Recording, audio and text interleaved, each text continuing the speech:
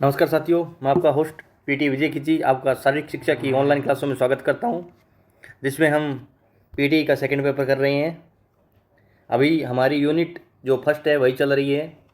दोस्तों, कुछ साथी मैसेज कर रहे हैं कि आप जो मटेरियल पढ़ा रहे हो, जो आपने ऑब्जेक्ट ले रखा है, जो आपके पास नोट्स है, वो क्या है, वो कहाँ से लिए हैं। तो मैं आपको बताना चाहता हूँ कि ये कोई नोट्स नहीं है। ये शारीरिक शिक्षा की जो अभिनव राठौड़ की पुस्तक है, ये वाली जो न्यू सीजन है, आप ये लीजिएगा मार्केट से। आप ये खरीद लीजिए। इस बुक से ही आपको सारा कंप्लीट कोर्स करवाया जा रहा है। ध्यान ये रखना कि शारीरिक शिक्षा एक अभिनव संग्रह की जो फिलांथ्रोपियम पुस्तक है, एक तो जो पुरानी वाली है, ठीक है, जो क्या है 2021-22 का एडिशन है,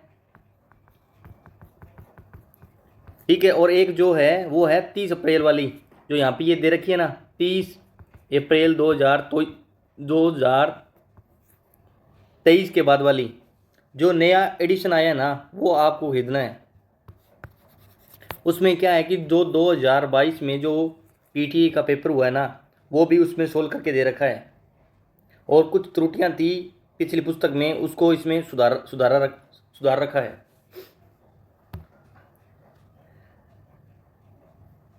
ये जो पुस्तक है आपको ऑनलाइन फ्लिपकार्ट पे मिल जाएगी, अमेजोन पर भी है। और अगर आप आफ्टर मार्केट से खरीदते हो, ओपन मार्केट से खरीदते हो या लोकल मार्केट से खरीदते हो, तो आपको ये बुक सस्ती मिल जाएगी, क्योंकि इन पर जो इनकी कीमत है शायद 400 से 500 रुपये के बीच है। वहीं आपको ये लोकल मार्केट में केवल और केवल 200 से 300 के बीच मिल जाएगी। तो आप इसको लोकल मार्केट से जैसे भी आपको सुविधा हो, उपलब्ध होती हो, कहीं से भी खरीद लें। ये बुक खरीदने के बाद आपको सेकंड पेपर के जो नोट्स हैं उसको बनाने की कोई आवश्यकता नहीं है। हैंड राइटिंग नोट्स बनाने की आपको बिल्कुल भी आवश्यकता नहीं है।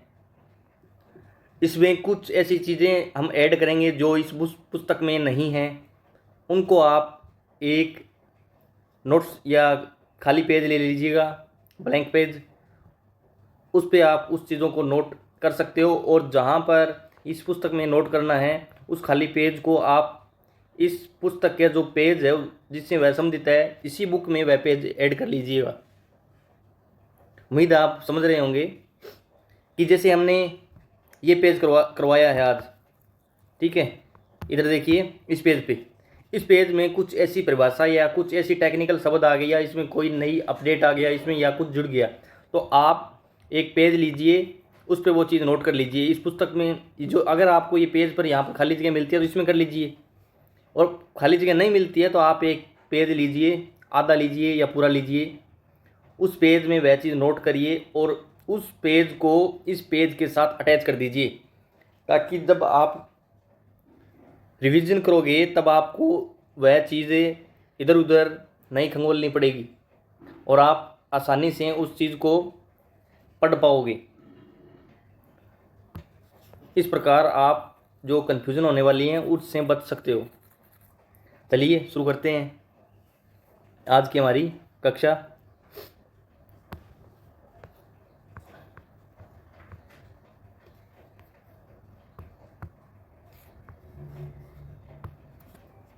साथियों, अभी तक हमने व्यक्तित्व मापन की प्रक्षेपी विधि पढ़ी। अभी हम पढ़ने जा रहे हैं व्यक्तित्व मापन की अप्रक्षेपी विधियाँ।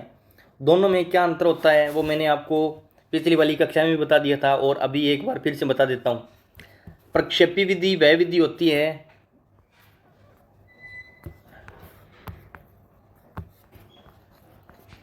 प्रक्षेपी उन विधियों को कहा जाता है जिनमें क्या होता है कि व्यक्तित्व का जो मापन है वो प्रत्यक्ष रूप से किया जाता है, यानी उसमें किसी चीज़ का थर्ड पार्टी का सहारा नहीं लिया जाता है। और अप्रक्षेपी में व्यक्तित्व जो मापन है वो अप्रत्यक्ष रूप से होता है, यानी हम किसी व्यक्ति के व्यक्तित्व मापन के लिए उसके इतिहास का, उसके दोस्तों का, उसके माता पिताओं का, उसके बैकग्राउंड का इत्यादि का सहारा लेते हैं कि उस व्यक्ति का किस प्रकार का मापन है। व्यक्तित्व है। उम्मीद है आपको प्रक्षेपी और अप्रक्षेपी में अंतर समझ में आ गया होगा। चलिए आज हम अप्रक्षेपी विधियों जो व्यक्तित्व मापन की उनको शुरू कर रहे हैं। प्रथम व्यक्तित्व मापन की जो अप्रक्षेपी विधि है वह यह है व्यक्तिगत, व्यक्तिनिष्ठ, आत्मनिष्ठ, विषयगत विधि। आप इसको इंग्लिश में एक ही याद रखिए, सब्जेक्टिव मेथड। यानी इस विधि के माध्यम से जब हम व्यक्तित्व का मापन करते हैं तो हमें जो स्रोत मिलता है, जो जानकारी मिलती है, ठीक है, क्या जो हमें जानकारी मिलती है वो किसी ऑब्जेक्ट से मिलती है, ठीक है, यानी थर्ड पार्टी से मिलती है।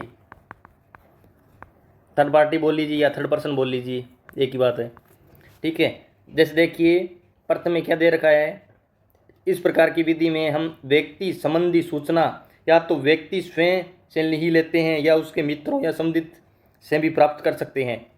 इसमें क्या होता है कि अगर हम उस व्यक्ति से ही सूचना लें तो वह उस सूचना को गलत भी बता सकता है। इसलिए हम उसको वेरीफाई करने के लिए क्या करते हैं, उसके मित्रों, उसके माता पिताओं इत्यादि से उसकी जानकारी लेते हैं। उस व्यक्ति की उसकी जानकारी लेकर हम यह तय करते हैं कि उस व्यक्ति का जो व्यक्तित्व है वह किस प्रकार का है। आगे देखिए, इसको क्रियान्वयन करने के 4 प्रकार है, ठीक है। मतलब इस विधि है जो ये विधि दे रखी है व्यक्तिगत, व्यक्तिनिष्ठ, आत्मनिष्ठ, विषयगत विधि। इस विधि का जो मापन है वो 4 प्रकार से किया जा सकता है, अलग अलग तरीकों से, ठीक है।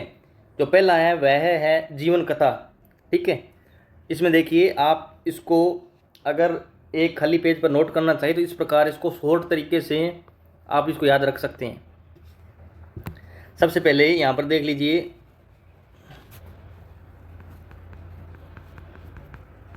Subjective method.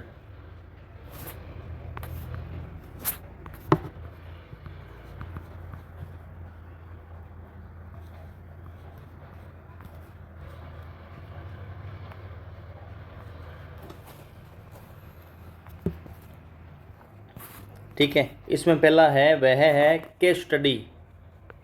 सॉरी, इसमें केस स्टडी नहीं है, इसमें सेल्फ स्टडी है, ठीक है।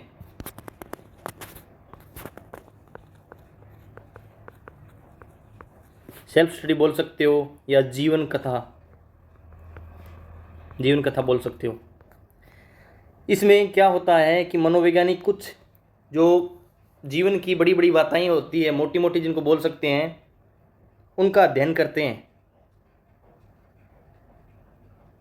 इस विधि की दोस्तों कुछ खामियां हैं कि खामियां किस प्रकार से हो सकती है कि अगर हम उसी व्यक्ति से पूछें उसके जीवन के बारे में तो वह कुछ चीज़ें अपने जीवन में भूल भी सकता है या कुछ झूठ भी बोल सकता है। तो इस प्रकार की जो अप्रक्षेपी विधियाँ हैं इनकी कमियां दोस्तों बहुत अधिक है। इसलिए ये विधियाँ इतनी लाभकारी नहीं है जितनी प्रक्षेपी विधियाँ हैं। जैसे इसमें हम आगे देखेंगे,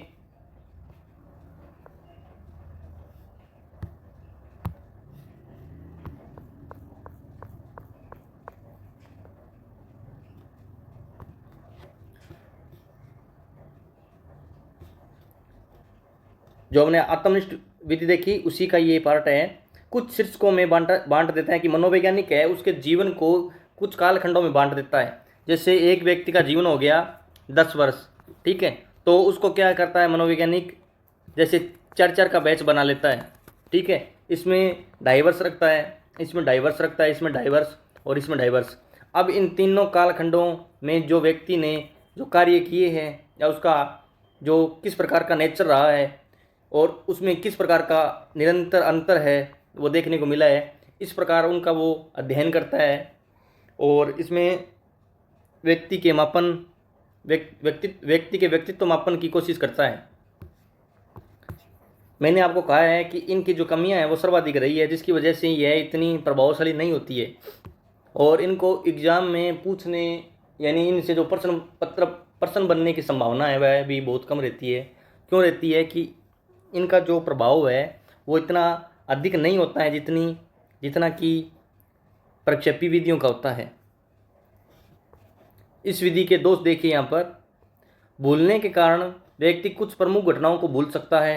व्यक्ति स्वयं के बारे में सभी बातें सत्य लिखे यह भी जरूरी नहीं है, और जो उसके अचेतन मन में दबी हुई भावनाएं हैं वो भी स्पष्ट रूप से प्रकट नहीं होती है। तो इस प्रकार हम पूर्णतः व्यक्ति का मापन नहीं कर सकते हैं। अगली है हमारी केस स्टडी विधि। इसमें व्यक्तिगत इतिहास का सहारा लिया जाता है। यह विधि टाइडमैन ने दी थी। जो हमने ऊपर विधि देखी, इससे पहले प्रथम विधि देखी, उससे यह कहीं अधिक प्रभावशाली है। बाल अपराधियों, आप समझ रहे हो ना, बाल अपराधी जो बचपन में अच्छी परवरिश न होने के कारण कुछ ऐसे क्राइम कर देते हैं जिनकी वजह से उनको कारावास या जेल में डाल दिया जाता है, वो होते हैं बाल अपराधी। ठीक है। बाल अपराधियों व मानसिक रूप से अस्वस्थ व्यक्तियों के व्यवहार का निदान व उपचार किया जाता है। इसमें क्या किया जाता है कि व्यक्ति का जो जीवन है ना, उसका अध्ययन किया जाता है कि उसके दोस्त कैसे रहे, उसका जो वंश है वो किस प्रकार का रहा, वह किस वातावरण में बड़ा हुआ, उसको जीवन में प्रारंभिक शिक्षा मिली या नहीं मिली, उसको परिवार का कितना स्नेह मिला, ठीक है, वहाँ उस समाज का क्या रवैया रहा, वहाँ पर कैसी संस्कृति थी, रीति रिवाज, धारणाएं, ये सभी चीज़ें क्या है कि बच्चे के जीवन पर प्रभाव डालती हैं। तो इस विधि के माध्यम से इन्हीं सभी का अध्ययन किया जाता है और यह पता लगाने की कोशिश की जाती है कि व्यक्ति का व्यक्तित्व किस प्रकार का है। जैसे मैंने आपको वृद्धि और विकास में बताया था कि एक व्यक्ति के जीवन में वातावरण और वंशानुगत है वह किस प्रकार प्रभाव डालता है। अगर वातावरण अशुद्ध है और वंशानुगत चीज़ें सभी ठीक है तो भी बच्चा क्या है कि बाल अपराधी होने की अधिक संभावना रहती है। क्यों रहती है? क्योंकि इस बात का बिल्कुल भी फर्क नहीं पड़ता है कि बच्चा किस परिवार में जन्म लिया है। अगर वह एक, यहाँ पर हम मान लेते हैं कि एक ऋषि मुनि के परिवार में एक बच्चा जन्म लेता है और उसकी जो संगत है वह डाकुओं से हो जाती है और उसके आसपास का जो वातावरण है वह असुरक्षित है, तो आप खुद सोच कर देखिए कि वह किस प्रकार का व्यक्तित्व वाला व्यक्ति बनेगा।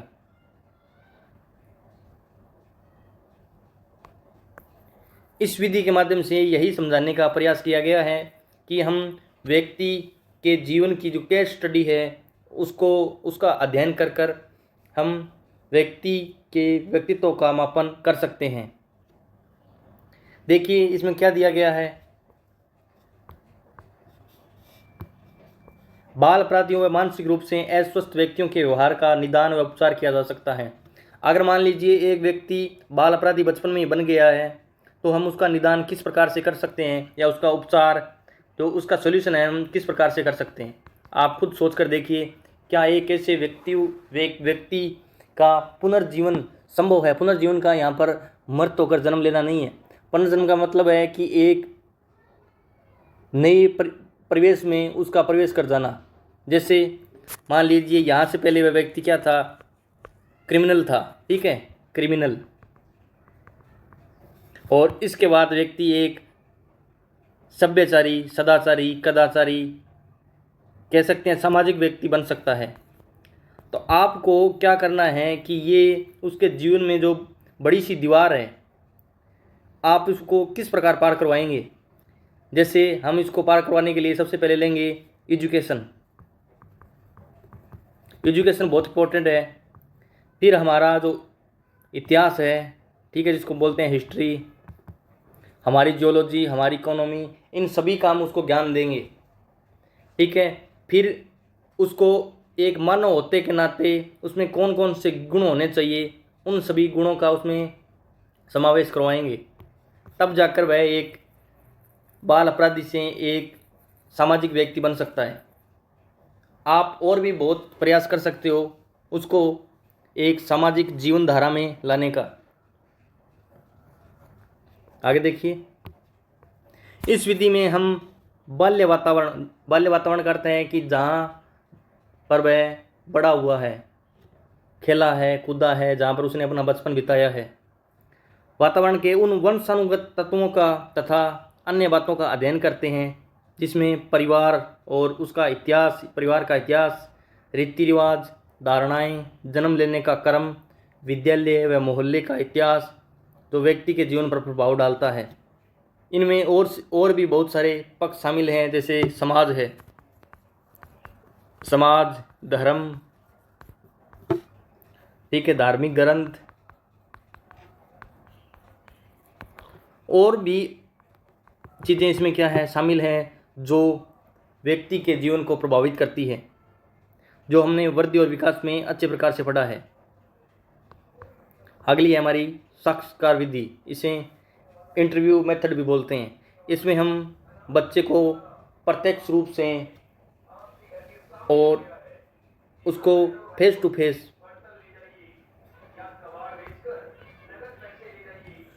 व्यक्ति का साक्षात्कार करवाया जाता है और उससे कुछ प्रश्न पूछे जाते हैं। इसमें प्रश्न 3 प्रकार से पूछे जाते हैं। वह किस प्रकार होते हैं? एक तो वो प्रश्न होते हैं जो पहले से ही तय कर लिए जाते हैं, यानी इंटरव्यू में बैठने से पहले वो प्रश्न तैयार कर लिए जाते हैं, पहले से पूर्व तय प्रश्न। दूसरे वे प्रश्न होते हैं जो पूर्व तय नहीं होते हैं, जैसे जैसे आप अपनी बातचीत को आगे बढ़ाते हैं उन्हीं में से ही सवाल निकाल लिए जाते हैं, ठीक है। इसमें कुछ भी पहले तय नहीं होता है।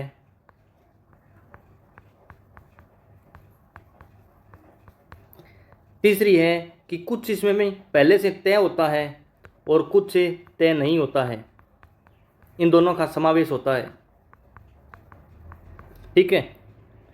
अब इनमें से जो सर्वश्रेष्ठ जो साक्षात्कार विधि है वह है 2 नंबर वाली। वो क्यों है?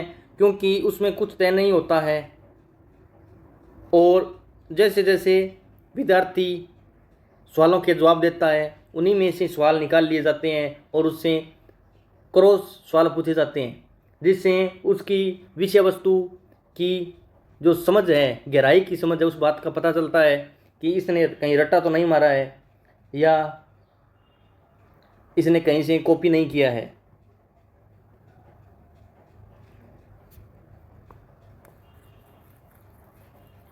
इसमें क्या होता है कि जो विद्यार्थी है उसकी सोच का भी पता लगता है कि उसकी जो सोचने की क्षमता है वह कितनी है, वो किस प्रकार सोचता है, सकारात्मक सोचता है, नकारात्मक सोचता है, उसकी किसी विषय वस्तु के प्रति समझ कैसी है, इस बात का भी पता लगता है। इनको इस प्रकार से साक्षात्कार विधि में नाम दे रखा है। पहला है संरचित। संरचित में सबसे पहले जो प्रश्न है वो पहले ही तैयार कर लिए जाते हैं और असंरचित में प्रश्न साथ साथ में तैयार किए जाते हैं, इसमें पहले से कुछ तय नहीं होता। और अर्धसंचित में मैंने आपको बताया कि इसमें कुछ संचित और असंचित प्रश्न होते हैं, जैसे इसमें पूर्व तय होता है, प्रश्न पूर्व तय नहीं होता है, ठीक है। आगे है अभिज्ञापक प्रश्नावली। इसमें 2 प्रकार की प्रश्नावली होती हैं, एक होती है बंद प्रश्नावली, एक होती है खुली प्रश्नावली। बंद प्रश्नावली में क्या होता है कि जैसे हमसे प्रश्न पूछा जाता है तो हम उस प्रश्न का प्रतिबिंब बना सकते हैं। जैसे मैंने आपको बोला मानव, तो आपके दिमाग में किसका चित्र आया कि मानव किस प्रकार का होता है? उसका एक सर होता है, हाथ होते हैं, 2 पैर होते हैं, ठीक है। और एक होती है खुली प्रश्नावली, इसमें प्रतिबिंब जो इसमें है वो प्रतिबिंब बनता है। बंद प्रश्नावली में प्रतिबिंब बनता है, ठीक है। और इसमें क्या होता है कि बहुविकल्पी जो क्वेश्चन होते हैं, मल्टीपल ऑप्शनल वाले क्वेश्चन, ठीक है, वो इसमें होते हैं। जैसे यहाँ पर देखिए, बंद प्रश्नावली, प्रश्न बंद होते हैं, ठीक है, प्रश्नों का प्रतिबिंब होता है, प्रश्न बहुवैकल्पिक होते हैं, हाँ या नहीं वाले, ठीक है। आगे खुली प्रश्नावली। ये प्रश्नावली सब सुनकर आप घबराइए नहीं। इसमें क्या होता है कि पहले से एक प्रश्न पत्र तैयार कर लिया जाता है और उसको नाम दे दिया जाता है प्रश्नावली, ठीक है। उसमें सवाल किस प्रकार के होते हैं उसको बंद कहेंगे या खुली कहेंगे, इस प्रकार उसको नाम दे दिया जाता है, ठीक है, आप समझ रहे हो ये बहुत कठिन चीज़ है, ये कठिन नहीं है, बिल्कुल भी आसान है। इनकी जो शब्दावली है, इनके शब्द है, वो ऐसे ही कठिन दे रखे हैं, जिसकी वजह से हमें जब पहली बार हम इसको पढ़ते हैं तो हमें थोड़ी घबराहट होती है। खुली प्रश्नावली में क्या होते हैं, प्रश्न खुले होते हैं। ठीक है, खुले प्रश्न का अर्थ वो नहीं होता है कि इसमें क्या कि पेपर लीक हुआ होता है, ऐसा नहीं होता है।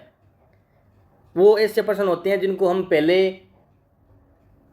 उनसे रूबरू हो चुके होते हैं, उन प्रश्नों की यहाँ पर बात की जा रही है। और कुछ प्रश्न ऐसे बंद क्वेश्चन होते हैं जिनको हमने कभी सुना ही नहीं। ठीक है, आप ऐसा मत सोचिए कि प्रश्नावली खुली है, प्रश्नावली किस प्रकार खुल सकती है।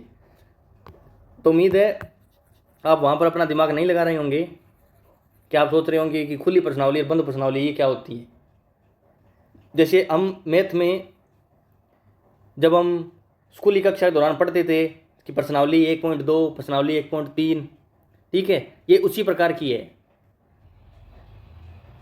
एक बंद प्रश्नावली है, खुली प्रश्नावली है। खुली प्रश्नावली प्रश्न खुले होते हैं, प्रश्न अप्रतिबंधित होते हैं। ठीक है, अप्रतिबंधित का मतलब हो गया कि उन क्वेश्चनों के जवाब है वो क्या है, सीमित है, क्या है, सीमित। और इसमें क्या होते हैं, सॉरी, सीमित होते हैं, वो बंद प्रश्नावली में होते हैं।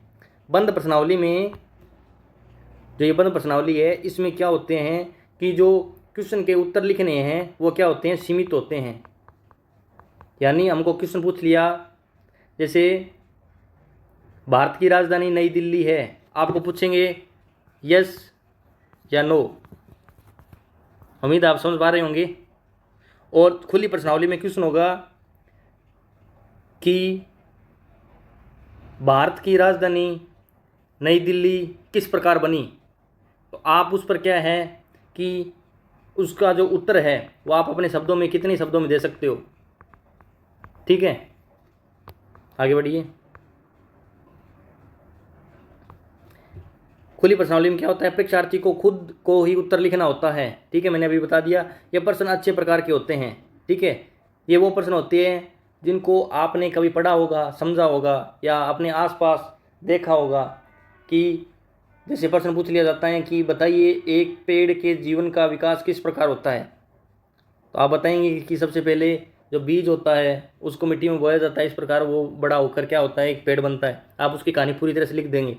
आप वो कहानी लिख रहे होंगे, ठीक है, आप उसमें किन शब्दों का चयन कर रहे हैं, ठीक है, उन शब्दों को मनोचिकित्सक क्या होता है कि पकड़ता है, और पकड़कर उनका अध्ययन करके आपका व्यक्तित्व मापन करता है। समझ रहे हो आप, वो कितना बड़ा खेल खेलता है।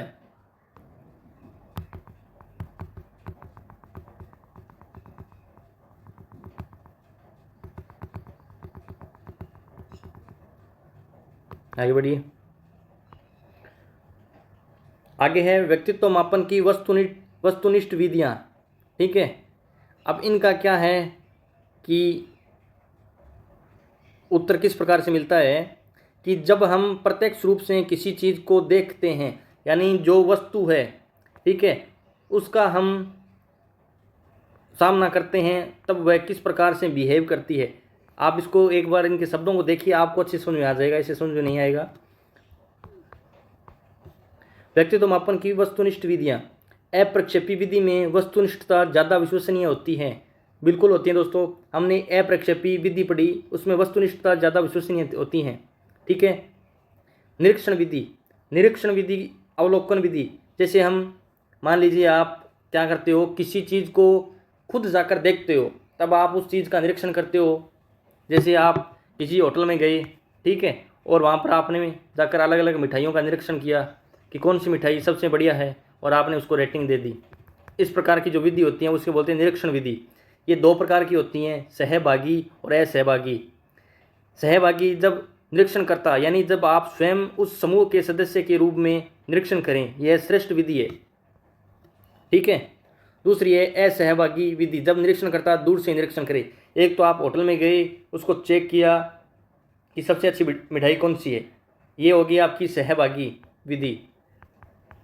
और दूसरी असहभागी कौन सी होगी, जिसमें आपने होटल की तरफ दूर से खड़ के देखा और जो आपको सबसे चमकने वाली मिठाई दिखी, आपने उसको ही बोल दिया कि सबसे अच्छी मिठाई ये है। समझ गए? आगे है निर्धारण मापनी, रेटिंग स्केल। इसमें क्या होता है कि व्यक्तित्व मापन करने के लिए एक स्केल का सहारा लिया जाता है, ठीक है, और आप उस स्केल पर कितना खरे उतरते हो, ठीक है, कितना खरे उतरते हो, आपको रेटिंग दी जाती है कि आप उस स्केल पर कितना अच्छे से उतरे हो। और मान लीजिए आप 5 पे आए तो आपको 5 रेटिंग दे दी जाती है। इसमें 7 रेटिंग होती है, वो सर्वश्रेष्ठ होती है, ठीक है। इसको भी एक बार देख लेते हैं। निर्धारण मापनी, इस पद्धति में इस विधि में प्रशिक्षित निर्णायक या विशेषज्ञ किसी परिस्थिति विशेष में खिलाड़ी के व्यवहार का अवलोकन करते हैं। कहने का अर्थ ये है कि जो विशेषज्ञ है वो क्या करेंगे कि आप एक ग्राउंड में मैच खेल रहे होंगे और आपका किसी के साथ झगड़ा हो गया, ठीक है, आप उस झगड़े को आगे बढ़ाते हो या उस झगड़े को शांत करते हो या भाईचारा बढ़ाते हो, इसका अध्ययन मनोचिकित्सक करेंगे और आपका रेटिंग देंगे कि आपका बिहेवियर है, आपका व्यवहार है वो किस प्रकार का है, और उसी के आधार पर आपका व्यक्तित्व मापन करेंगे, आपकी पर्सनैलिटी का मापन कर देंगे, ठीक है। जैसे इसमें आपने क्या किया कि आपका ग्राउंड में किसी प्लेयर के साथ टकराव हो गया तो आपने बिना किसी हाथापाई के एक दूसरे को गाली गलौज किया, ठीक है, हाथापाई नहीं की और बाद में शांत हो गए। तो इस प्रकार वो क्या करेंगे, एक स्केल बनाएंगे और स्केल में कहेंगे इसके ऊपर इस प्रकार से अंक होंगे 5, 6, 7, 8, ठीक है। तो इसके नीचे 1, 2, 3, 4, 5 इसके अनुसार उनके पास क्या होती है, एक लिस्ट होती है कि 1 पर क्या करने वाले को रखा जाता है, 2 पर क्या करने वाले को रखा जाता है। जैसे आपने सीधा थोड़ा बहुत गाली गलौज किया और उसके बाद शांत हो गए तो ये चीज़ आती है 4 नंबर में, ठीक है, 4 नंबर में आती है। तो आपको इस प्रकार 4 पॉइंट दे दिए जाएंगे। और जब आपके नाम के आगे, जैसे आपका नाम क्या है, जैसे रोहित है, आपका नाम क्या है, रोहित है, ठीक है, और आपके आगे लिख देंगे रोहित 4। इस प्रकार जब भी आपका नाम पढ़ा जाएगा रोहित 4 तो 4 बोलते ही आपका व्यक्तित्व मापन है वो उभर कर आ जाएगा कि आप किस प्रकार के व्यक्ति हैं, ठीक है। ये ज़्यादा टफ नहीं है, आप चाहो तो इनको समझ सकते हो, बाकी आपकी मर्जी है। सबसे अच्छी रेटिंग 7 पॉइंट वाली है। इसमें औसत या सामान्य योग्यता वाला गुण श्रेणी में सदैव मध्य में स्थान प्राप्त करता है। यानी ऐसा व्यक्ति जो किसी घटना होने पर ना ही घबराता है और ना ही ज़्यादा खुश होता है। वो कहते हैं ना कि ना तो ये व्यक्ति दुख में ज़्यादा दुखी होता है और ना ही सुख में ज़्यादा सुखी होता है। तो उसको क्या है कि बिल्कुल सेंटर में रखा जाता है, मध्य में रखा जाता है। जैसे 7 पॉइंट हो गए तो 7 का आधा कितना हो गया, 3.5, 3.5 उसको दे दिया जाता है। जैसे किसी का नाम लिखकर उसके आगे लिख दिया जाता है 3.5।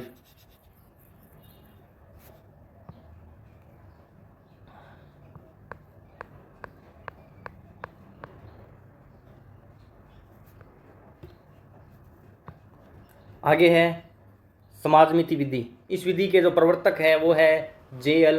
मोरेने।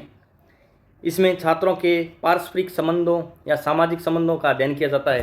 कहने का अर्थ ये है कि इसमें क्या होता है कि जो व्यक्ति है उसका जो अपने दोस्तों के साथ, ठीक है, किस प्रकार का संबंध है, ठीक है, कटुता है, दोस्ती है, थोड़ा टकराव है, ज़्यादा टकराव है, इस प्रकार उनके संबंधों का अध्ययन किया जाता है। वहीं समाज में यह व्यक्ति किस प्रकार रहता है, समाज में शांति बनाए रखता है या नहीं, इस प्रकार उसका अध्ययन किया जाता है और अध्ययन कर कर उसको रेटिंग दी जाती है। इस विधि में उसको 2 रेटिंग दी जाती है। इसमें स्केल नहीं होता है, इस पर सिर्फ 2 शब्द होते हैं। वो पहला शब्द इसमें दे रखा है स्टार। स्टार का अर्थ होता है सबसे उत्तम, सबसे उत्तम, और आई सोल्ट का अर्थ होता है सबसे निकम्मा, ठीक है।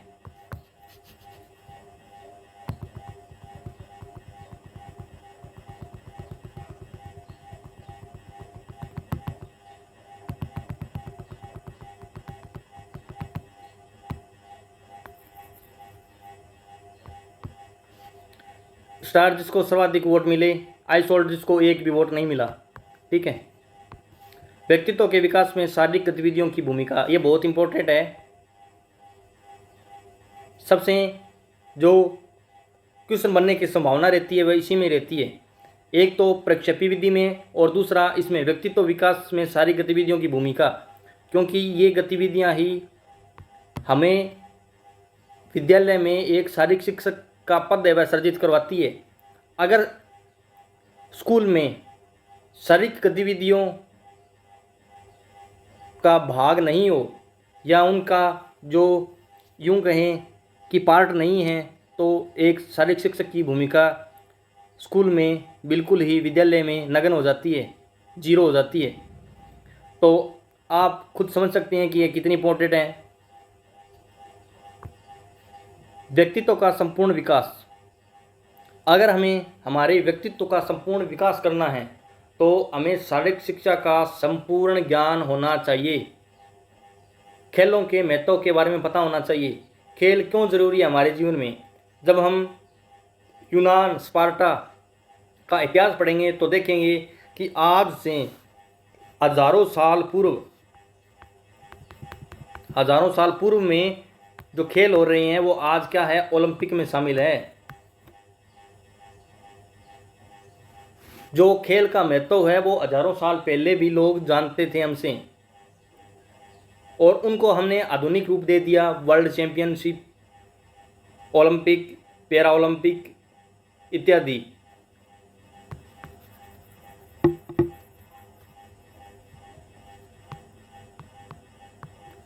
शारीरिक शिक्षा का उद्देश्य खेलों में क्रियात्मक यानी फ्लेक्सिबिलिटी, जिम्नास्टिक और जो अपनी रिदमिक गतिविधियां होती हैं द्वारा सामाजिक व जैविक मानकों के अनुसार अधिकतम विकास करना है।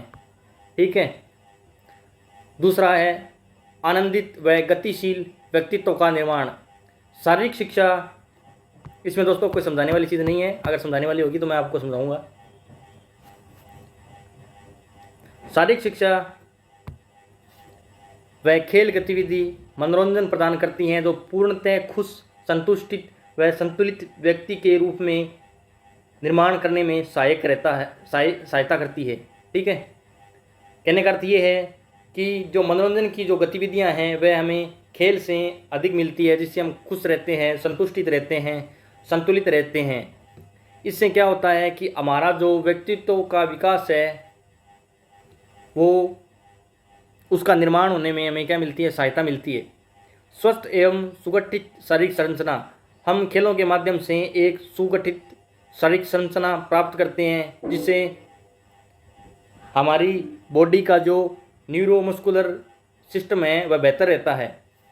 इसमें देखा है शारीरिक गतिविधियों के परीक्षण द्वारा खिलाड़ी में शारीरिक सुदृढ़ता की प्राप्ति होती है, यानी उसका जो शरीर है वह कठोर बनता है।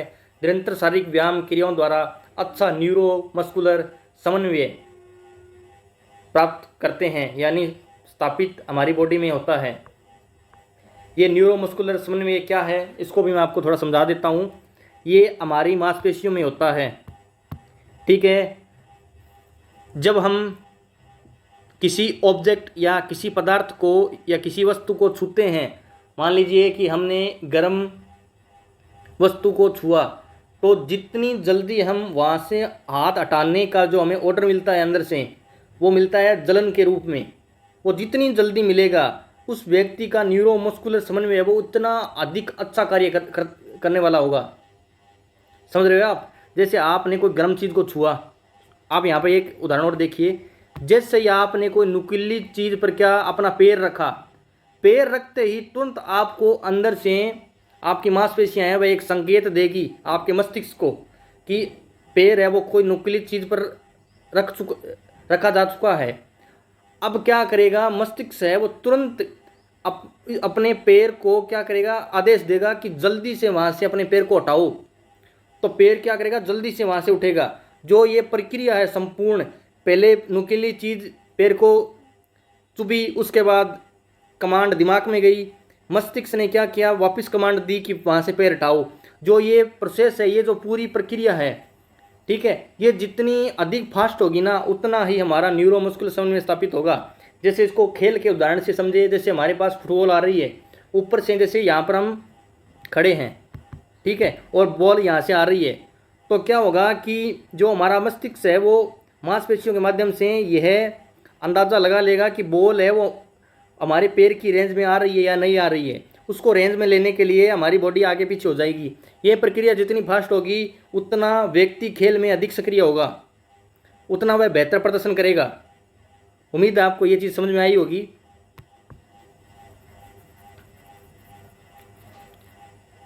इसको न्यूरोमस्कुलर कोऑर्डिनेशन सिस्टम भी बोलते हैं।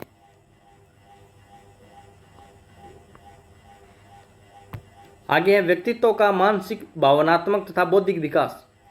खिलाड़ी खेल की विभिन्न गतिविधियों में भाग लेकर मानसिक योग्यता व बौद्धिक क्षमताओं को बढ़ाता है। साथ ही प्रतियोगिता में भाग लेकर वह अपनी भावनाओं को भी नियंत्रित करता है।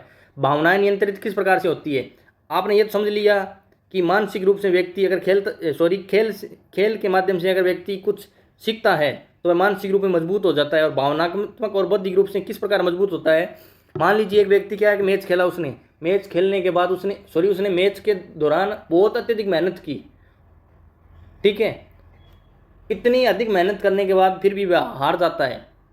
तो जब वह उस हार का सामना करता है तो वह क्या करता है, रोता नहीं है, अपनी बुद्धि से काम लेता है, अपने मन को मजबूत करता है और हार को स्वीकार करता है। तो इस प्रकार क्या है कि उसका पूरा मानसिक योग्यता और बौद्धिक क्षमता का विकास होता है।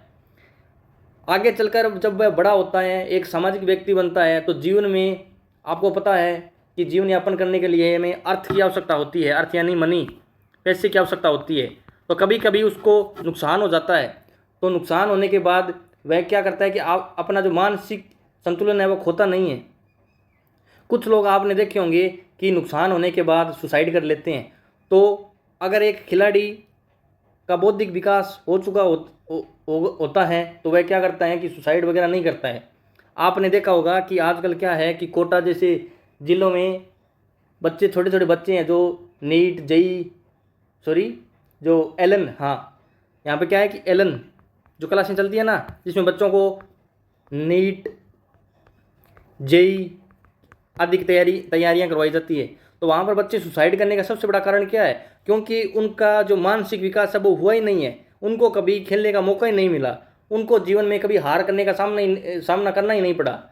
उनको जो भी चीज़ें चाहिए उनको उनके माता पिता ने उसी समय मुहैया करवाई होती हैं। और वहीं उनके विपरीत देखें तो एक खिलाड़ी को जीवन में बहुत से संघर्ष करने पड़ते हैं, उसके बाद उसको सफलता हासिल होती है। और देखें तो उन बच्चों, एलन के जो बच्चे हैं, जो उनका जो केवल है वो जो कहें उनका जो एकेडमिक विकास है वही हुआ होता है। एकेडमिक विकास उसको कहते हैं जिसमें बच्चा किताबी ज्ञान सीखता है, उसका केवल एकेडमिक विकास होता है। जबकि खेल के माध्यम से, खेल गतिविधियों के माध्यम से एक व्यक्ति का मानसिक, भावनात्मक और बौद्धिक विकास होता है।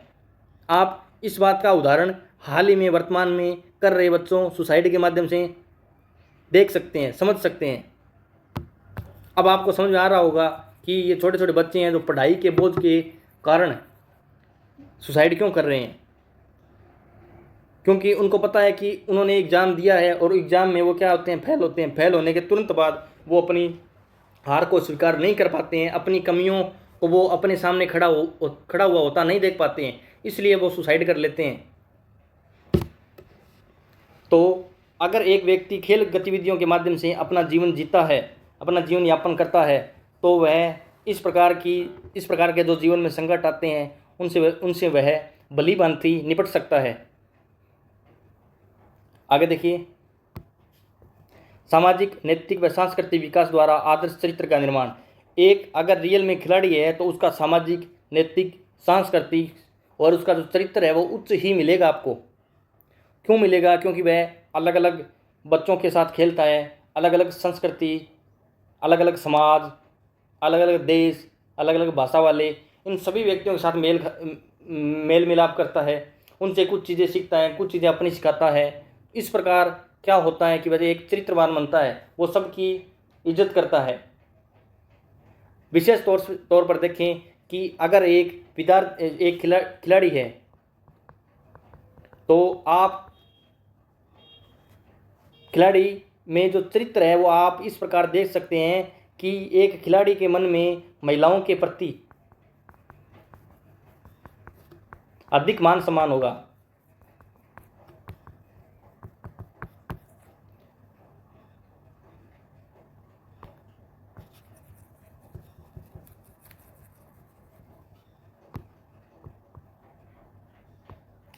आगे देखिए, खेल के द्वारा व्यक्ति को सामाजिक परिवेश में रहने का अवसर मिलता है। सामाजिक परिवेश यानी वहाँ पर आप जब टीम में खेलने जाते हो तो वहाँ पर क्या है कि अलग अलग समाज के बच्चे आते हैं, उनके साथ एक नया सामाजिक परिवेश बनता है, उसमें आप रहते हो और नई नई चीज़ें सीखते हो, जिससे क्या होता है कि इसमें समाज में पहचान, सम्मान मिलता है, अनुशासन आपके अंदर विकसित होता है, समर्पण की भावना विकसित होती है, आप नियम की पालना करते हैं, आप संविधान का आदर करते हैं, आप संविधान की पालना करते हैं, आपके अंदर ईमानदारी और नैतिकता जैसे मूल्यों का विकास होता है। आगे है सकारात्मक दृष्टिकोण का विकास। जब आप खेल खेलते हो तब आप इसी भावना के साथ खेलते हो कि हम निश्चित 30 बार जीतेंगे। आप कई बार हार जाने के बाद भी आप ये सोचते हो कि अगले मैच में जीत ही जाएंगे। तो ये आपकी जो सकारात्मक दृष्टिकोण है जो आपके अंदर विकसित होता है, ये आगे चलकर जब आप एक सामाजिक व्यक्ति बनोगे तब आपके जीवन में यह बहुत लाभकारी साबित होता है। किस प्रकार होता है कि आप जब अपने जीवन यापन करने के लिए कोई धंधा करते हो तो एक बार धंधा फ्लॉप हो जाता है, दूसरी बार नहीं चलता है, तीसरी बार नहीं चलता है, आपको ये उम्मीद रहती है कि चौथी बार जरूर चलेगा और चौथी बार में वो चल पड़ता है। इसी प्रकार हम एक विद्यार्थी के जीवन का उदाहरण लेते हैं तो उसका क्या है कि पीटीए में एक बार सिलेक्शन नहीं होता है, दूसरी बार नहीं होता है, किंतु तीसरी बार हो ही जाता है। क्यों कि वह शुरू से सकारात्मक दृष्टिकोण रखता है कि मुझे इस बार तो पीटीए बनना ही बनना है। इसी उम्मीद के साथ वह सकारात्मक दिशा में जाता है और अपने भविष्य की सफलता प्राप्त करता है। खेलों के द्वारा स्वस्थ प्रतिस्पर्धा भावना का विकास होता है। स्वस्थ प्रतिस्पर्धा का कहने का अर्थ यहाँ पर यह है कि जब आप कोई मैच खेलते हो तो आपके मन में किसी भी प्रकार की किसी को चोट पहुंचाने की भावना नहीं रहती कि हमें जो गेम खेलना है वह सेफ खेलना है। और इसका उदाहरण हम अपने जीवन में लें तो वहाँ पर देखेंगे कि जब एक सामाजिक व्यक्ति बनता है अपने जीवन यापन करने के लिए, जब वह कोई धंधा करता है तो वह इस बात का पूरा ध्यान रखता है कि जो मैं धंधा करने जा रहा हूँ उसमें किसी अन्य व्यक्ति या जीव जंतु को किसी भी प्रकार का कष्ट न हो। जैसे अगर वह कोई केमिकल की फैक्ट्री लगाता है तो वह उस फैक्ट्री को लगाने से पहले यह ज़रूर सोचेगा कि जो इससे जो हानिकारक केमिकल निकलेगा उससे कितने जीव जंतुओं का विनाश होगा, कितनी कितने मानवों की मृत्यु हो सकती है, इंसानों की कितनी मृत्यु हो सकती है। तो इस प्रकार वो क्या है कि इस प्रकार की कोई भी प्रतिस्पर्धा अन्य धंधों के साथ नहीं करेगा, जिससे समाज, जीव जंतुओं, प्राणियों, पेड़ पौधों आदि को नुकसान हो। वह स्वस्थ प्रतिस्पर्धा में विश्वास करेगा, जिससे खिलाड़ी जीवन के प्रति सकारात्मक व्यवहार अपनाता है, जीवन की चुनौतियों का आत्मविश्वास से सामना करता है, लगातार प्रयास और दृढ़ता कहते हैं जो आपकी जिद है के द्वारा उसके व्यक्तित्व का विकास होता है। आगे है टीम भावना का विकास। किसी भी खिलाड़ी में 2 प्राथमिक गुण होने आवश्यक हैं। प्रथम टीम भावना और दूसरा है संयुक्त प्रयास। ठीक है, टीम भावना जैसे आप टीम के साथ खेलते हो तो आप किसी का बुरा नहीं चाहते हो। ठीक है, सबकी भावनाओं को समझते हो, उनकी भावनाओं को ठेस नहीं पहुंचाते हो और अपनी टीम की सभी खिलाड़ियों के साथ मिलकर गोल करने का या यूं कहें सफलता पाने का संयुक्त एक साथ मिलकर प्रयास करते हो तो आपको सफलता निश्चित ही मिलती है। आगे है टीम भावना व संयुक्त प्रयास सफलता का प्रथम सोपान होता है। देखिए कितनी अच्छी बात कही है। जो हमारा जो प्रथम सोपान होता है ना वो संयुक्त प्रयास ही होता है। आगे देखिए, टीम के सदस्य होने के नाते व्यक्ति में समायोजन का गुण होना आवश्यक है। यहाँ से इन लाइनों से बहुत सारे क्वेश्चन निकलते हैं। जैसे इसी लाइन से एक क्वेश्चन निकल सकता है कि आप एक खिलाड़ी होते हुए टीम के सदस्यों को एक संगठित रखने के लिए आपके अंदर कौन सा गुण होना आवश्यक है, जिसमें बोल सकते हैं समायोजन, टीम विखंडन, इस प्रकार के अन्य आपको ऑप्शन दिए जा सकते हैं। अगर आपने अच्छी प्रकार से शारीरिक शिक्षा पढ़ी है तभी आप इनको क्वेश्चनों को हल कर पाओगे। आगे हम पढ़ेंगे मूल प्रवृत्तियाँ। हमने पीछे मूल प्रवृत्तियाँ कुछ देखी कि इनके स्वयं क्या है। अभी यहाँ पर विलियम मैकडूगल ने इन प्रवृत्तियों को और अधिक सारगर्भित करने का प्रयास किया है, जिससे हम और अच्छे से सीख सकते हैं। आप इस बात का ध्यान जरूर रखें कि मूल प्रवृत्तियों में से एक क्वेश्चन निश्चित ही आता है, एक क्वेश्चन निश्चित ही आता है। आप विगत परीक्षाओं के प्रश्न पत्र उठाकर देख लीजिए, उनमें एक क्वेश्चन मूल प्रवृत्तियों से आपको अवश्य मिलेगा। ये आपका यूं कहें कि फ्री का नंबर है। पहला है मूल प्रवृत्तियाँ। मूल प्रवृत्तियाँ मैंने पीछे भी बताई थी। इनको सबसे पहले परिभाषित और संगठित और संशोधित करने का जो प्रयास किया था वो थे विलियम मैकडूगल। इन्होंने 14 प्रकार की मूल प्रवृत्तियों को संशोधित कर उन्होंने प्रकाशित किया था। उनमें 14 मूल प्रवृत्तियाँ किस प्रकार थी हमने पिछली कक्षा में पढ़ी थी और अभी हम और पढ़ेंगे। एक व्यक्ति के सभी कार्य जन्मजात एवं अर्जित दो प्रधान क्रियात्मक मनोवृत्तियों से संचालित होते हैं। इसका कहने का अर्थ ये है कि एक व्यक्ति के जो जितने भी कार्य हैं वो जन्मजात मूल प्रवृत्तियों और अर्जित मूल प्रवृत्तियों के द्वारा ही क्रियात्मक यानी क्रिया करते हैं, उन्हीं के माध्यम से क्रियान्वयन होते हैं। जन्मजात क्रियाएं दो प्रकार की होती हैं, सहज क्रियाएं और मूल प्रवृत्तियां। मूल प्रवृत्तियां शरीर की आंतरिक क्रियाओं तथा आवश्यकताओं से प्रेरित होती हैं। एडम स्मिथ ने सहानुभूति नामक प्रवृत्ति को समस्त मानव व्यवहार का आधार माना है। आप यहाँ पर देखिए, जन्मजात क्रियाएं दो प्रकार की होती हैं, एक होती हैं सहज क्रियाएं, एक होती हैं मूल क्रियाएं, मूल प्रवृत्तियां। मूल प्रवृत्तियां इसमें दो प्रकार की होती है, एक होती है जन्मजात और एक होती है अर्जित। सहज क्रियाएं कौन सी होती है? यूं कहें, ये वे क्रियाएं होती हैं जो हम यानी जो ना ही जन्मजात होती है और ना ही अर्जित होती है। ये वे क्रियाएं इनमें शामिल होती हैं।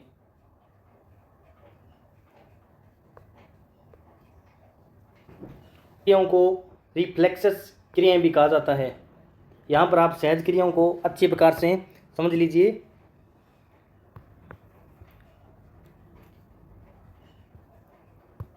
सहज क्रियाओं को रिफ्लेक्स क्रियाएं भी कहते हैं, रिफ्लेक्सेस क्रियाएं, एक्टिविटीज भी कहा जाता है। इनके अंदर क्या होता है, इनकी जो हम मुख्य रूप से परिभाषा की बात करें तो सहज क्रियाएं अनैच्छिक होती हैं, जो हमारी बिना किसी इच्छा से शुरू होती हैं। जैसे हम आँखों की हमारी जो पलकें हैं उनका झपकना, हमारी हृदय की जो गति है वो धड़कन है वो अपने आप होती है। ये क्या होती है? ये सहज क्रियाएं होती है। जैसे पलक का झपकना, हृदय का धड़कना, ये सारी सहज क्रियाएं हैं। सहज क्रियाएं अनैच्छिक होती है और अपने आप ऑटोमेटिक चलती हैं।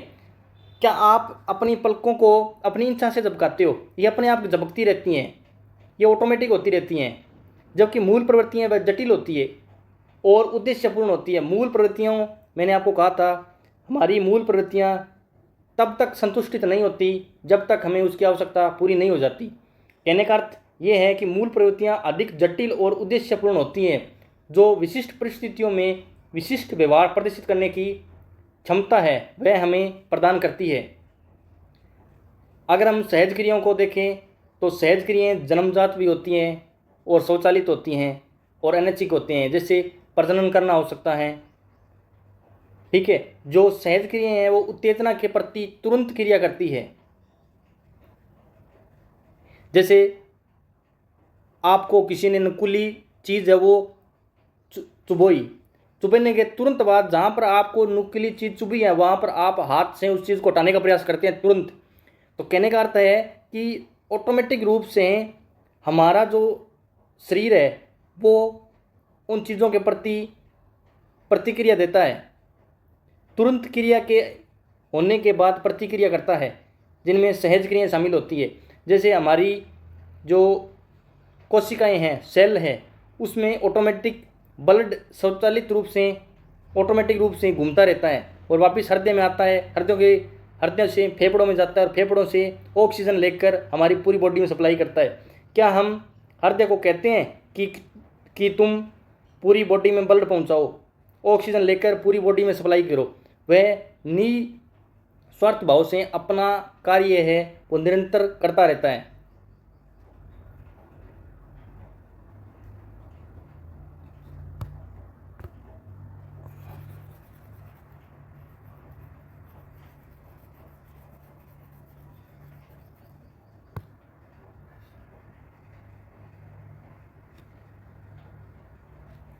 वहीं हम बात करें मूल प्रवृत्तियाँ।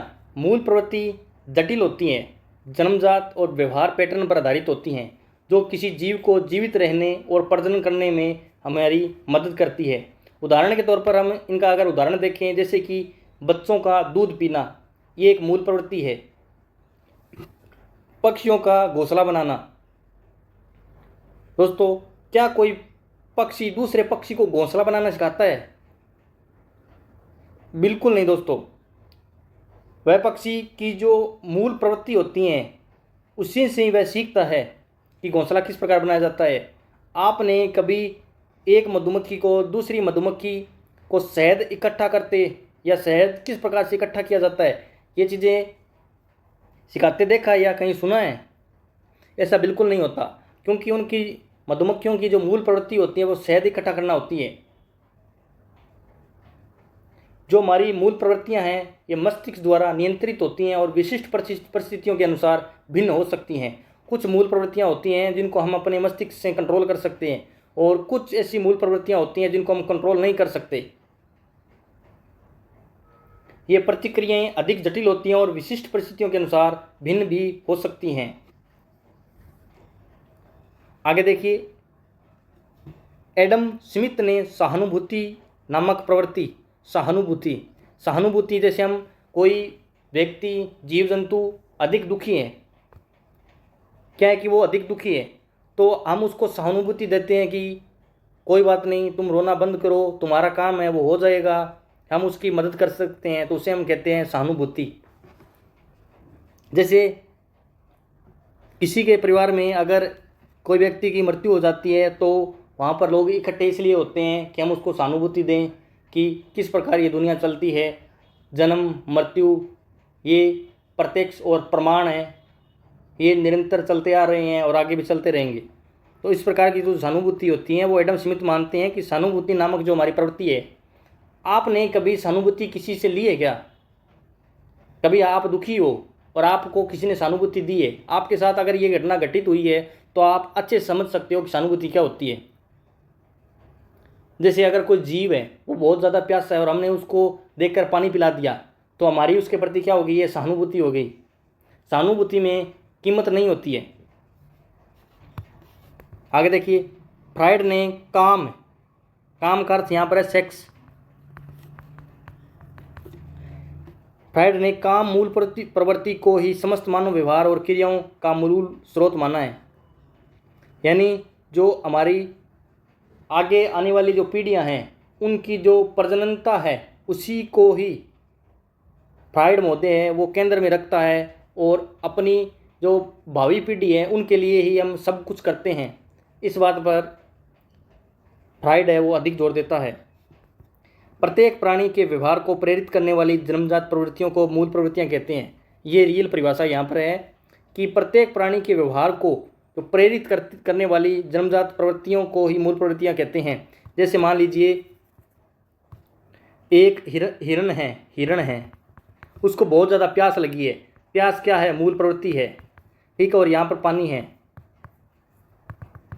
तो हिरण क्या है कि पानी के पास चला आएगा, यानी उसके जो व्यवहार में जो गति हुई, ठीक है, वो ही उसकी क्या है? मूल प्रवृत्तियाँ, ठीक है। मतलब हिरण यहाँ से पानी की तरफ गया, उसके व्यवहार में जो परिवर्तन आया वो किसकी वजह से आया? प्यास की वजह से आया। तो प्यास हमारी क्या होगी? मूल प्रवृत्ति हो गई। आप इसको किसी भी प्रकार समझ सकते हो।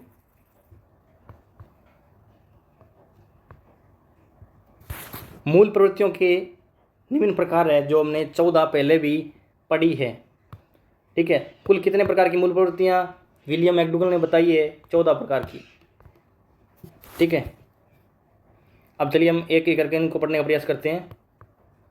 पलायन मैंने आपको बताया था। पलायन एक व्यक्ति क्यों करता है? भय के कारण पलायन करता है। भय के कारण भागना पलायन की मूल प्रवृत्ति कहलाता है। पलायन की मूल प्रवृत्ति किसी वस्तु को देखने या सुनने के अतिरिक्त किसी भयावह परिस्थिति का अनुमान करने तथा वर्णन सुनने से भी क्रियाशील होती है। मतलब एक व्यक्ति किसी भी प्रकार डर सकता है, या तो उसको कहानी सुनाकर डरा दो, हथियार दिखाकर डरा दो, उसको आगे भविष्य की चिंता दिखाकर डरा दो। मतलब कहने का अर्थ है कि व्यक्ति जब भयभीत हो जाएगा तो वहाँ से वह क्या करेगा, पलायन करेगा। युयुत्सा, युद्ध, लड़ने की प्रवृत्ति को युयुत्सा कहते हैं। इस प्रवृत्ति का विकास बालक में 8 या 9 वर्ष के बाद देखा जाता है। आप देखते हो कि 8 या 9 वर्ष का जो बालक होता है वो सबसे ज़्यादा लड़ाई झगड़े करने में क्या होता है, श्रेष्ठ होता है, सबसे आगे। इस प्रवृत्ति से संबंधित स्वयं क्रोध है।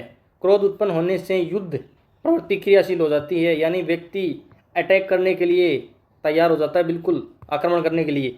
निवर्ती, रिप्ल्यूजन, इसको बोलते हैं हेट।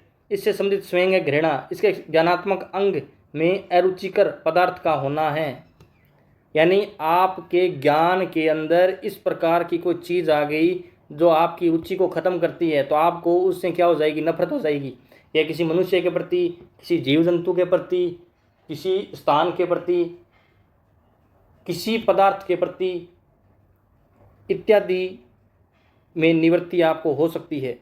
जिज्ञासा, क्रायोसिटी, इसका अर्थ है कि वस्तु का अधिक ज्ञान प्राप्त करने की प्रवृत्ति होना, मतलब किसी वस्तु के बारे में अधिक जानना।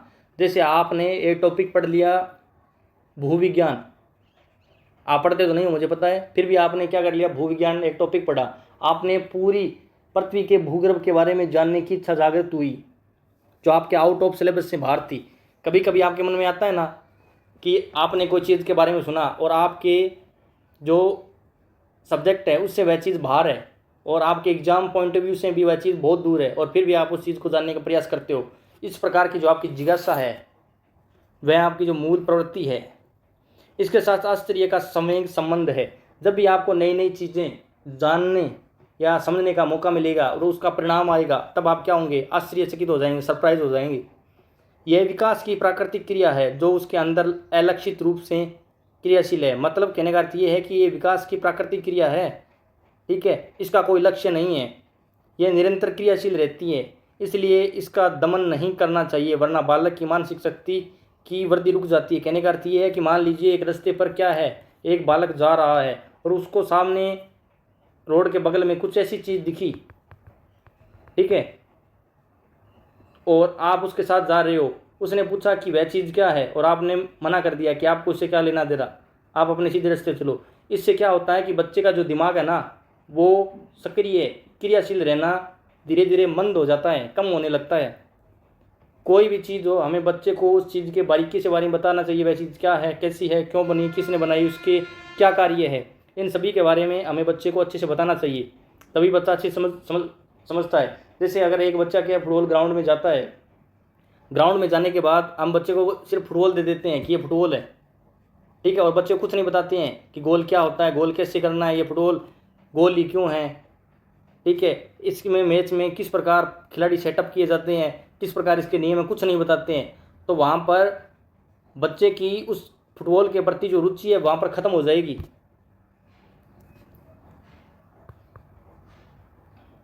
आगे देखिए, शिशु रक्षा, इसका क्रियात्मक अंग बच्चों का लाड़ प्यार करना है, उसकी रक्षा करना अथवा उसे भोजन देना होता है। इसका संबंध स्वयं वात्सल्य है। वात्सल्य क्या होता है, मैंने आपको बताया था, आपके माता पिता का आपके प्रति तो निस्वार्थ भाव से जो स्नेह है, प्रेम होता है, जो जिसको हम कहते हैं ममता होती है, उसी को ही वात्सल्य कहते हैं। इस प्रवृत्ति को बुद्धि तथा नैतिकता की माँ कहा जाता है। इसका प्रभाव शिशुअवस्था से हो जाता है, ठीक है। आगे देखिए, संवेदना। अब आप ये मत पूछना कि ये शिशुअवस्था क्या होती है। आगे देखिए, संवेदना, अपील, मूल प्रवृत्तियात्मक क्रियाओं की असफलता पर संवेदना जागृत होती है। इसका संबंध स्वयं कष्ट से होता है।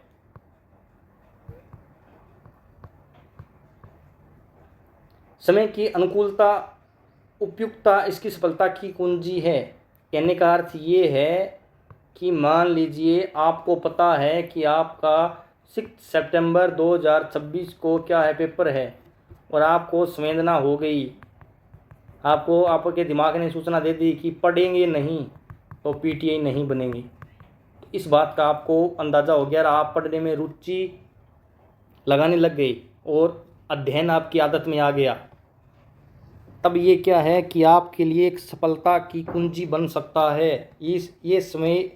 ये प्रवृत्ति संवेदना आपके अंदर होनी बहुत आवश्यक है। यानी आप इस चीज़ों की जो कीमत है वो समझते हैं कि आज जो हमारा समय है वह कितना कीमती है, और पेपर हो जाने के बाद वो समय होगा वो कितना कीमती होगा। ठीक है, जो हमारा वर्तमानिक समय है वो आगे से बहुत ज़्यादा कीमती है। आप ये सोच रहे होंगे कि नहीं पेपर आएंगे 2 महीने उससे पहले पढ़ लूँगा, 4 महीने पहले पढ़ लूँगा, पेपर होगा उसी दिन पढ़ लूँगा। तो आप जो अभी आपके पास जो गोल्डन समय है इसको आप नष्ट कर रहे हो। आगे मूल प्रवृत्ति है काम, काम कर, यहाँ पे है सेक्स। यह मूल प्रवृत्ति बाल्यावस्था में साथियों के प्रति इसका प्रदर्शन होता है। इसके वास्तविक विकास की अवस्था किशोरावस्था है। इसका संबंध समय कामुकता है। मैंने आपको बताया था कि बाल्यावस्था किस आयु से किस आयु तक होती है। ठीक है, इसके वास्तविक विकास की अवस्था किशोरावस्था में है। जो हमारे जितने भी प्रजनन अंग है वो किशोरावस्था में परिपक्व हो जाते हैं, और उनका जो क्रियाशील तत्व है वह है कामुकता, जिसको हम सेक्सुअलिटी कहते हैं। आप इसको अच्छे से समझ पा रहे होंगे। आगे देखिए, आत्महीनता, सेल्फ अबेसमेंट। इसका क्रियात्मक अंग अपने को एक कदम बलिष्ठ के सामने संपूर्ण कर देना है। इसका संबंध स्वयं अधीनता की भावना है। इसका कहने का अर्थ ये है कि आत्महीनता के अंदर क्या होता है कि ऐसा उदाहरण समझिए कि आपके सामने एक व्यक्ति है जो आपसे अधिक ताकतवर है, पावरफुल है, तो आप क्या करते हैं कि उसके सामने झुक जाते हैं। ठीक है, या यूँ कहें कि आप उसके प्रति गुस्सा नहीं करते हैं, समर्पण कर देते हैं। ठीक है, किसी भी प्रकार की क्रिया नहीं करते हैं, और उसका जो स्वयं है वह है अधीनता। इसका अर्थ है कि आपने उसका अधीनता स्वीकार कर ली है। आप अधीनता कब स्वीकार करते हैं? जब आप किसी के सामने झुक जाते हैं। प्रत्येक व्यक्ति अपने से अधिक योग्य व्यक्ति सामने नम्र हो ही जाता है। देखिए आगे, आत्म प्रदर्शन, सेल्फ एस्ट्रैक्शन। यह आत्महीनता प्रवृत्ति की विपरीत होती है। इसका क्रियात्मक अंग किसी भी प्रकार से आत्म शक्ति का प्रदर्शन है। इस प्रवृत्ति का विकास बालक की चेतना से आरंभ होता है। इसका संबंध स्वयं श्रेष्ठता की भावना है। इसका कहने का अर्थ ये है कि आत्म प्रदर्शन, आपके सामने आपसे कितना ही ताकतवर व्यक्ति क्यों ना हो, आप उससे लड़ेंगे ही। आप लड़ने के बाद ही हार मानेंगे। इसका कहने का अर्थ ये है। ये किशोरावस्था में अधिक होती है। इस समय बच्चा क्या करता है कि समाज में जितनी भी बुराइयां हैं उसको मिटा देना चाहता है, अपने आप को शक्तिमान समझता है। आगे है सामूहिकता की प्रवृत्ति। सामूहिकता की प्रवृत्ति प्रत्येक चेतना प्राणी में पाई जाती है। कहने का अर्थ ये है कि प्रत्येक प्राणी समूह में रहता है। जैसे हम सभी मनुष्य हैं, एक समूह में रहते हैं। जैसे एक गांव बना लिया, एक नगर बना लिया, एक शहर बना लिया, इस प्रकार समूह बनाकर रहते हैं ना। उसी प्रकार जीव जंतु है वो क्या करते हैं, झुंड बनाकर रहते हैं। ठीक है, तो इसका समय वो है एकाकीपन। क्यों ऐसा हम करते हैं कि हम अकेलापन अपना दूर करते हैं। अकेलापन दूर करने के लिए सामूहिक रूप से रहना पसंद करते हैं। जैसे मान लीजिए यहाँ पर एक परिवार मान लीजिए, परिवार में क्या करते हैं, हम सामूहिक रूप से रहते हैं। ठीक है, एक परिवार में हम क्या रहते हैं, सामूहिक रूप से रहते हैं। और अकेले का मतलब हो गया यहाँ पर केवल और केवल अकेला रहना। ठीक है, आगे देखिए, इसमें कुछ समझाने वाली बात नहीं है। आगे है भोजनान्वेषण, फूड सीकिंग। आत्मरक्षा भोजनान्वेषण प्रवृत्ति बड़ी महत्वपूर्ण होती है। इसका ज्ञानात्मक अंग खाद्य वस्तु को खोजना व ग्रहण करना है। कहने का अर्थ ये है कि आपको जब भूख लग गई, मतलब आपके अंदर भोजन करने की जो मूल प्रवृत्ति है, आपके पेट में जो बोलते हैं ना, वो कहते हैं अग्नि वो ज्वलित हो गई, अग्नि प्रकट हो गई, और आपको लगने लगा कि आपको पेट में चूहे कूद रहे हैं, भूख लगी है बहुत जल्दी, तो आप तुरंत भोजन की तलाश में निकल जाएंगे और भोजन की खोज कर अपनी मूल प्रवृत्तियों को आत्मसंतुष्ट करेंगे। आगे हमारी 3 मूल प्रवृत्तियां रहेगी जो आज के डॉक्यूमेंट में नहीं है, उनको हम करेंगे कल। चलिए आज के लिए इतना ही।